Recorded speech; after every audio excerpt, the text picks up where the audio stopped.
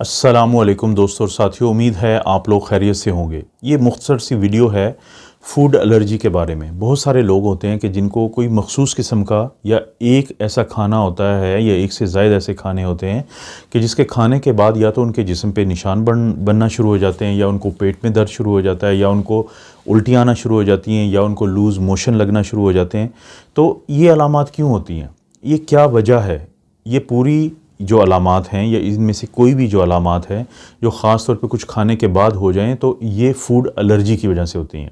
तो कैसे पता चलता है अलामात? देख, आप किसी डॉक्टर के पास जाते हैं, आप उनको जब ये बताते हैं कि आपको इनमें से कोई अलामात या एक से ज़्यादा अलामात आती हैं, तो आप हमेशा ये ज़रूर बताएं कि अगर आप ये समझते हैं कि आप कोई मखसूस किस्म का खाना खाते हैं, मिसाल के तौर पे बड़े मशहूर कुछ ऐसे खाने हैं कि जिनसे लोगों को एलर्जी होती है, वो खाने कौन से हैं? उसमें दूध शामिल है, मिल्क, उसमें मछली शामिल है, फ़िश, उसमें अंडे शामिल हैं, एग्स, उसमें बाज़ औक़ात ये जो आप शेलफिश जिसको हम कहते हैं,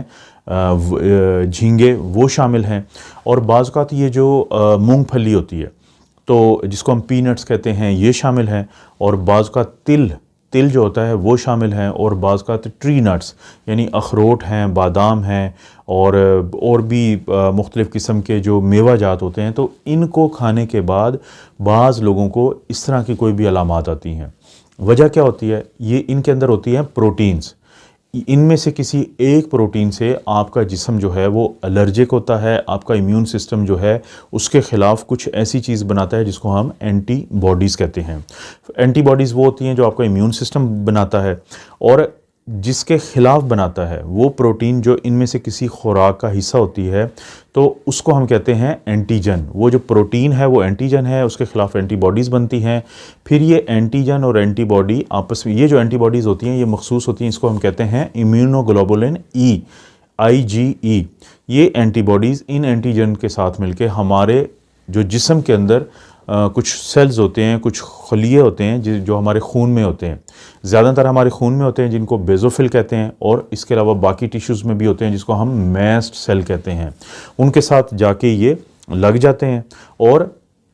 अगर आप वो खाना बार बार खाते हैं तो ज़्यादा से ज़्यादा एंटीबॉडीज़ उनके साथ, यानी पहले एंटीजन के साथ वो मिलते हैं, फिर ये दोनों जाके ये जो कॉम्प्लेक्स होता है एंटीजन एंटीबॉडी का, ये इन जो मैंने सेल्स के नाम लिए हैं, बेज़ोफिल और मैस्ट सेल, तो इनके साथ जाके लगते हैं, और उनके साथ लगने के बाद, अटैच होने के बाद, उनके अंदर कुछ ऐसी तब्दीलियाँ आती हैं इन सेल्स के अंदर कि इनके अंदर से कुछ हार्मोन्स या कुछ ऐसी चीज़ें निकलती हैं, जैसे हिस्टामीन एक चीज़ है, कि वो जब निकलती हैं तो उसके बाद फिर आपके जिस्म के अंदर ये अलामात नमूदार होती हैं।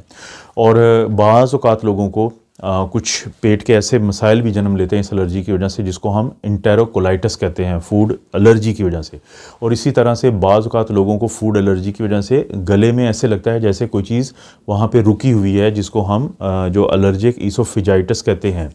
तो ये जो अलामात हैं, या अगर सबसे आप अपने डॉक्टर के पास जाते हैं, उनसे जाके बात करते हैं कि आपको ये अलामात आती हैं, और जैसे मैंने बताया अक्सर लोग ये गलती करते हैं कि वो ये ज़िक्र नहीं करते कि वो जब भी अंडा खाते हैं या दूध पीते हैं, या और इसी तरह से बच्चों से भी मुताल्लिक़ है कि अक्सर बच्चों में छोटे होते हुए कि जब उनको दूध देते हैं तो वो, या कोई अंडा देते हैं या कोई चीज़ ऐसे देते हैं, तो फिर ये अलामात नमूदार होती हैं। जब आप अपने डॉक्टर को ये बात बताएंगे तो उसके बाद डॉक्टर आपको के कुछ टेस्ट करवाते हैं, जैसे वो आपकी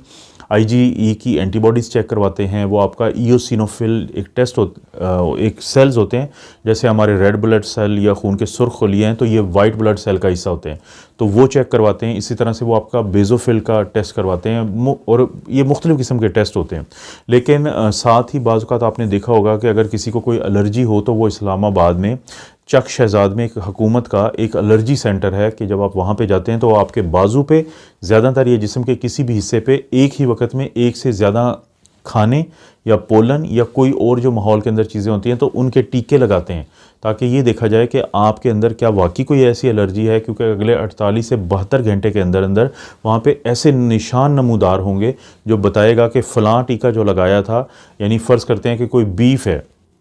जिसको बड़ा गोश्त कहते हैं, कि अगर बीफ से कोई एलर्जिक है तो उसको जब बीफ, चिकन, दूध और जो मूंगफली है उसका एक्सट्रैक्ट निकाल के जब वो टीका लगाएंगे तो उसमें जो बीफ वाला टीका होगा वहाँ पे बड़ा सा एक निशान बन जाएगा, सुर्खी आ जाएगी, जिससे पता चलेगा कि ये शख्स इस चीज़ से एलर्जिक है। इसके अलावा जो टेस्ट किया जाता है वो बड़ा अहम एक टेस्ट है, उसे कहते हैं फूड एलर्जन टेस्ट, के जो डॉक्टर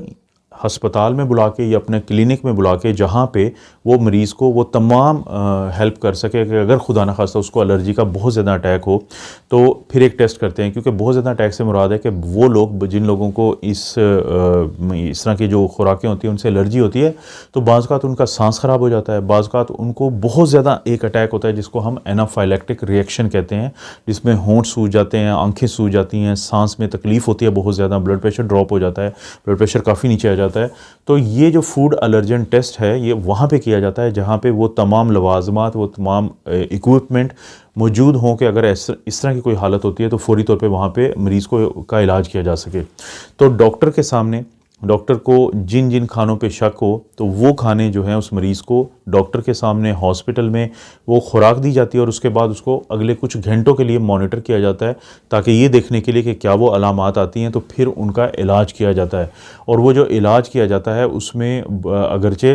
फ़ौरी तौर पे तो हम हिस्टामीन, एंटी हिस्टामीन की दवाइयाँ होती हैं, अक्सर आप सुनते रहते हैं कि एंटी एलर्जिक होती है, वो दी जा सकती है। इसके अलावा फिर एक और होती है जिसको हम एंटी हिस्टामीन 2 कहते हैं, अगरचे वो मैदे के लिए अक्सर आप लोग खाते रहते हैं लेकिन वो दी जाती है। और इसके अलावा बाज़ लोगों को स्टीरॉयड दिए जाते हैं जब उनको अटैक ज़्यादा हुआ हो खुराक की यानी फूड एलर्जी की वजह से। और इसी तरह बहुत सारे लोगों को जिनके बारे में डॉक्टरों को पता चल जाता है कि इनको फ़लाँ जो खुराक है उससे बहुत ज़्यादा एलर्जी होती है तो उनके गले में एक लॉकेट डाल दिया जाता है, या अगर कोई खातून है तो उसको ज्वेलरी के ऊपर बड़ा वाज़ेह लिखा होता है कि फ़लाँ जो खुराक हैं उनसे इनको एलर्जी है, ताकि वो कभी भी ये ख़ुद भी ना भूलें और अगर कहीं पे वो ख़ुद भी भूल जाएं तो और वो गलती से खा लें ऐसा खाना तो लोगों को फ़ौरी पता चल जाए कि ये कोई एलर्जी हुई है, ताकि वो करीब तरीन सेंटर पे, मेडिकल सेंटर पे या हॉस्पिटल में उस मरीज़ को पहुंचा सकें।